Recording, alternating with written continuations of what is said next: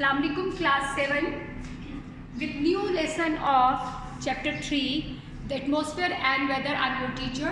Today we'll revise main points of our chapter in the form of blanks. ठीक है? And today is 2nd June 2021 and day is Wednesday. I hope you have your notebooks and book with you. So let's start to revise main points. Number 1 is scientists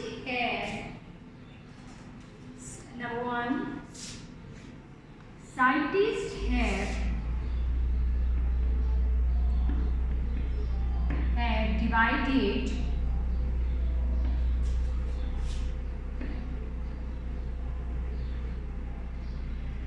divided atmosphere into how many layers? जी कौन बच्चा बताएगा? into dash layers. जी कौन सा बच्चा बताएगा?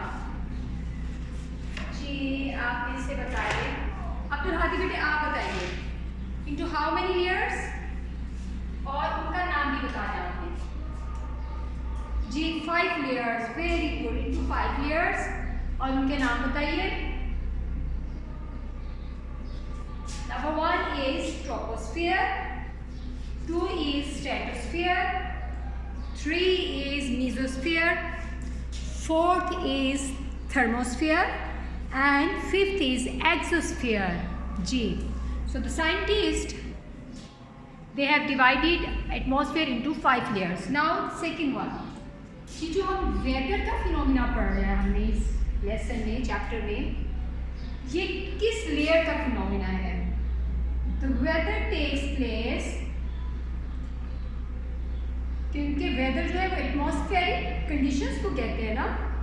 The weather takes place, तो ये किस लेयर में जो ये एटमॉस्फेरिक कंडीशन जो है हम नोट करते हैं या ऑब्जर्व करते हैं, takes place in, weather takes place in the which one layer? जी कौन बताएगा? सुमन बेटे आप बताइए जल्दी से. ट्रोपोस्फियर. Very good. ट्रोपोस्फियर. ठीक है. Troposphere. Now the third one.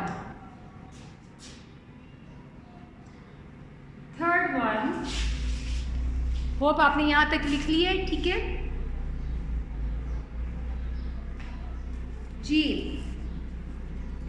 Science of weather is known as, जी क्या कहते हैं? Science of weather is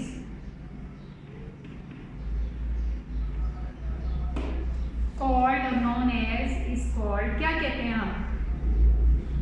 कौन सा डिपार्टमेंट है जो कि हमें वेदर फोरकास्ट बताते हैं, वेदर की कंडीशंस जो है वो इकट्ठी करता है? तो उसका नाम भी सीधे है मेट्रोलॉजी. ठीक है. Meteorology is science of weather. अब साइंस ऑफ वेदर में क्या किया जाता है? वेदर कंडीशंस को कलेक्ट किया जाता है, रिकॉर्ड किया जाता है. ठीक है. और उसके मुताबिक फोरकास्ट की जाती है. ठीक है. अब साइंस ऑफ वेदर क्यों ज़रूरी है? क्या होगा अगर हम वेदर की साइंस नहीं पढ़ेंगे या हमें साइंस ऑफ वेदर पता चलेगी? हमें मेट्रोलॉजिस्ट जो हैं, science of weather is called meteorology, और जो साइंटिस्ट हैं उनको मेट्रोलॉजिस्ट कहते हैं. तो जो मेट्रोलॉजिस्ट काम करते हैं वो हमारे लिए क्यों इम्पोर्टेंट है? हमारी प्लानिंग के लिए. फॉर एग्जाम्पल फार्मर्स जो हैं, if they are planning to harvest और उन्हें पता चले कि सनशाइन होगा तो वो फिर प्लान करेंगे कि हम हार्वेस्ट कर लें, लेकिन अगर रेनी होगा तो वो शायद उसको चेंज कर देंगे. ठीक है. प्लानिंग के लिए. और एडवांस कंट्रीज़ में तो ये डिपार्टमेंट जो है बहुत ज़्यादा एडवांस बेसिस पे अपनी जो है फोरकास्ट को शेयर करता है नेशनल लेवल पे, ताकि लोग जो है आउटडोर एक्टिविटीज़ उसके मुताबिक प्लान करें. ठीक है. लोग ट्रैवल अक्सर फोरकास्ट को देख के प्लान करते हैं। So it was our third point. Now the fourth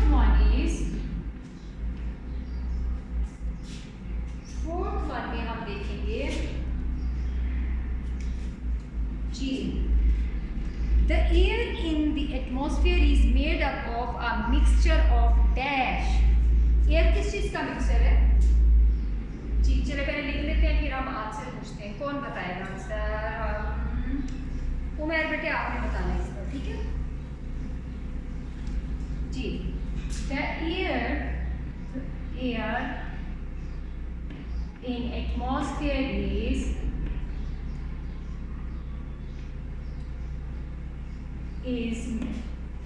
the mixture of किसका मिक्सचर है air ji?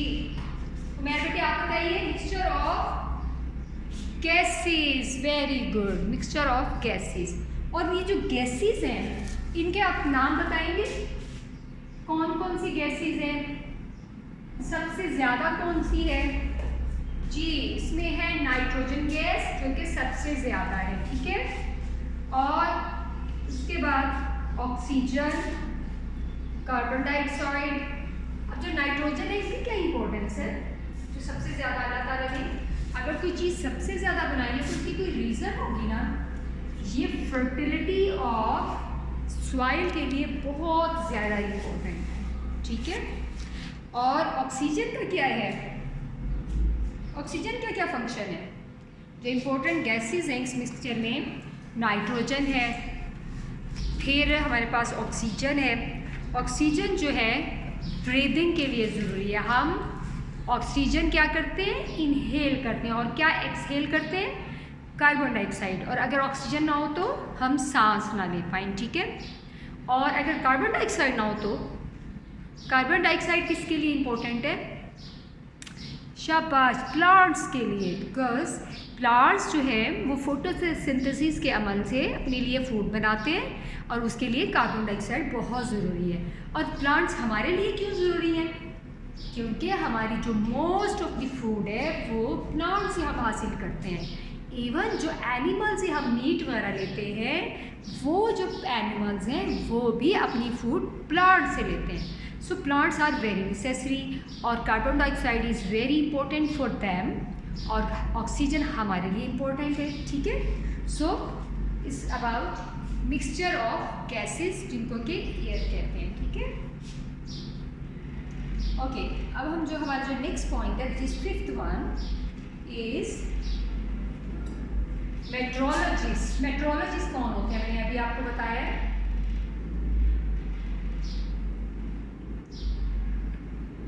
Metrologist scientist those who study weather, ठीक है। They measure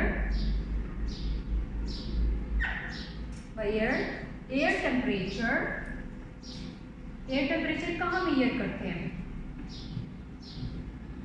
air temperature in okay, मैं आपको थोड़ा क्लू देती हूँ। सनलाइट और शेड, इन दोनों में से किस में जी? आयशा बेटे आप बताइए, सनलाइट में कि शेड में? शेड में मेजर करते हैं। और इसकी क्या रीज़न है? इसकी वजह ये है कि अगर सनलाइट में मेजर करेंगे तो जो एयर टेम्परेचर है वो हायर आएगा, ठीक है। That's why meteorologist measure air temperature in shade. So it was our fifth point. Next which is our sixth point. इसमें हम अगेन हम बात करेंगे एयर, लेकिन एयर प्रेशर की, ठीक है। So six one point, air pressure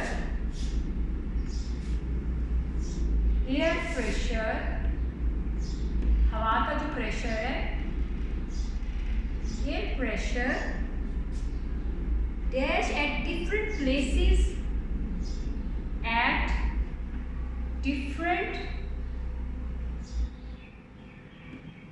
places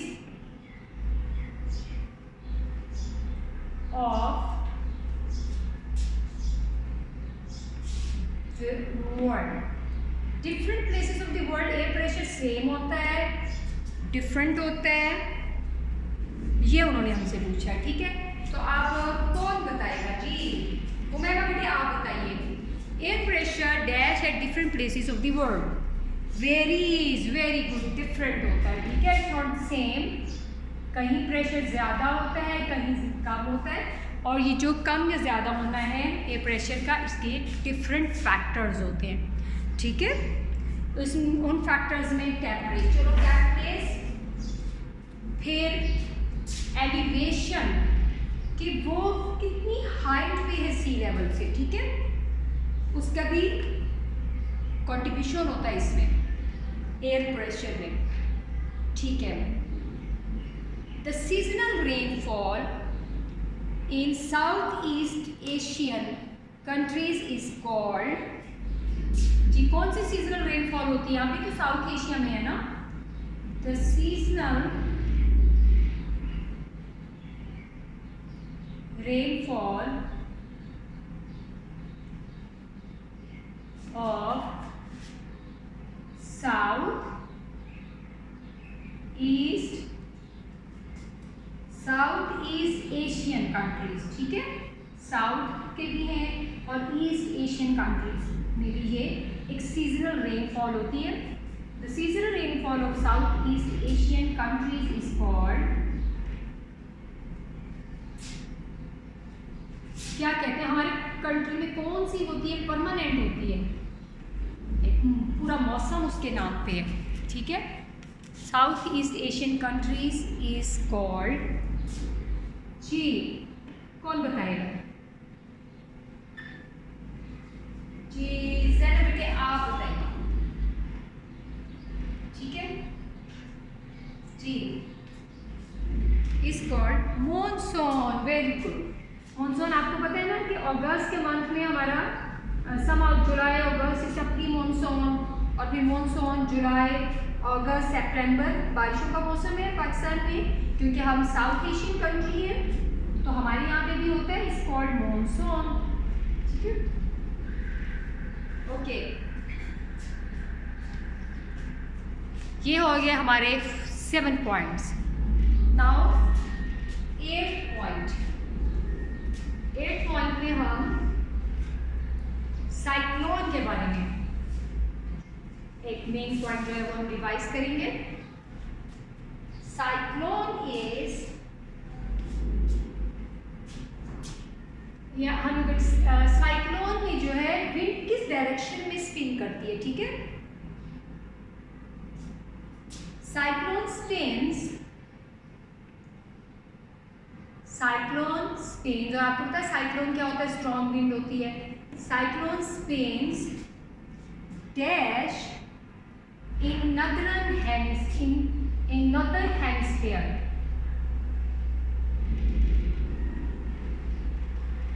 northern hemisphere, जी किस डायरेक्शन में? Clockwise, anticlockwise, hemisphere. Northern hemisphere में साइक्लोन स्पिन्स एंटी क्लॉकवाइज। ठीक है,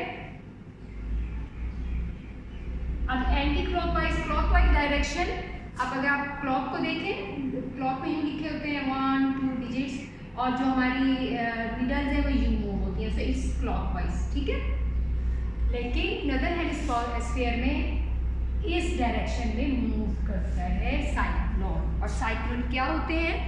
वेरी स्ट्रॉन्ग विंड्स होते हैं। ठीक है, अच्छा जी, ये हो गया हमारा 8 पॉइंट। आई होप कि अभी तक जो है आप अपनी नोटबुक पे साथ साथ लिख भी रहे हैं और इन पॉइंट को रिवाइज भी कर रहे हैं, समझ भी रहे हैं। मेरे लेसन में ही आपको पढ़ाई हुई चीज़ें, लेकिन हम इनको रिवाइज कर रहे हैं फॉर्म ऑफ प्लान्स। ठीक है, ये तो साइक्लोन का एक था। अब आपसे जो नेक्स्ट पॉइंट है एंटी साइक्लोन, ये जो नाम है इससे आपको पता चल रहा है कि एंटी क्या होंगे? जो साइक्लोन से अपोजिट, ठीक है। एंड एंटी साइक्लोन, और ये अपोजिट डायरेक्शन की वजह से होता है, ठीक है। And anti cyclone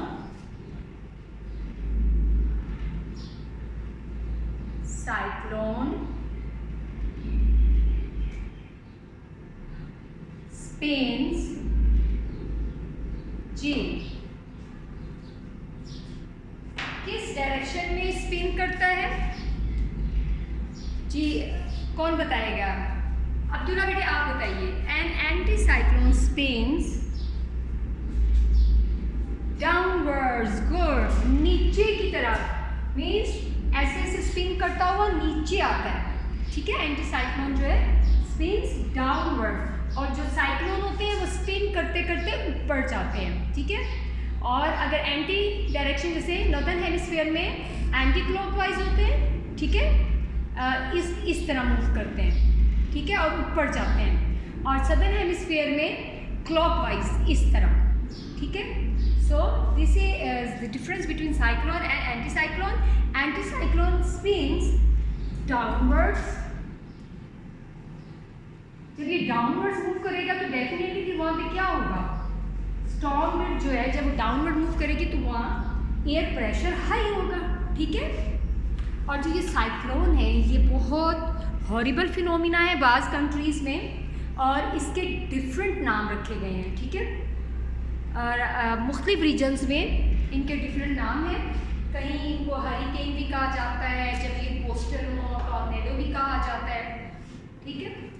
so next जो हमारा मेन पॉइंट है वो इसी से है,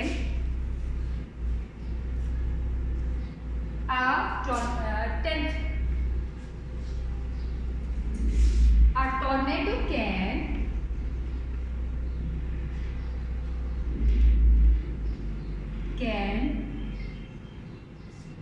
suck up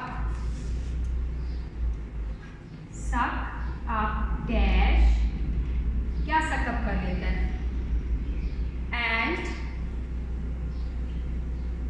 dry sand। अच्छा, साइक्लोन्स कई दफ़ा बारिश लाते हैं, ठीक है, लेकिन टॉर्नेडो जो है suck ups dash and dry sand, ठीक है। टॉर्नेडो भी टाइप ऑफ स्ट्रॉन्ग विंड होती है।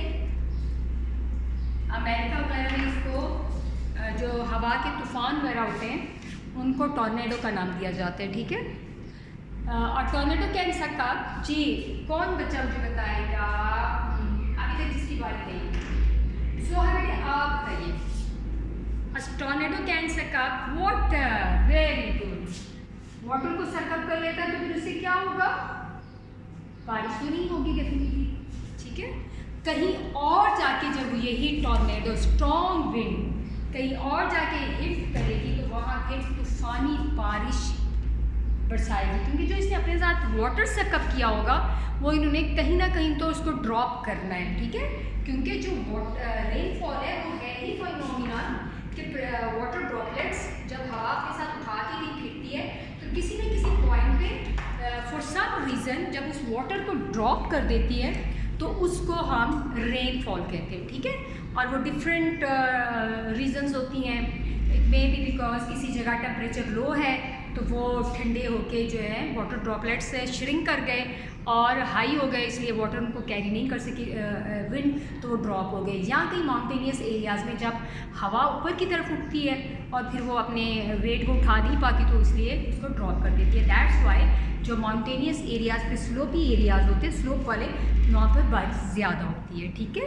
So these were the main points और इस चैप्टर के, जो कि एटमॉस्फेयर एंड वेदर से रिलेटेड था, क्योंकि वेदर एटमॉस्फेरिक कंडीशंस को कहते हैं, इसलिए हमने इस चैप्टर में एटमॉस्फेयर और वेदर दोनों को पढ़ा। पहले हमने एटमॉस्फेयर की लेयर्स को पढ़ा, ठीक है, कि साइंटिस्ट ने 5 लेयर्स में डिवाइड किया है और उन लेयर्स के हमने डिफरेंट नाम पढ़े थे। उसमें जो ट्रोपोस्फेयर है वो ऐसी लेयर है जिसमें कि ह्यूमन एक्टिविटीज़ होती हैं और उसमें जो हमारे वेदर की सारी कंडीशंस जो हैं वो इसमें बनती हैं, ठीक है।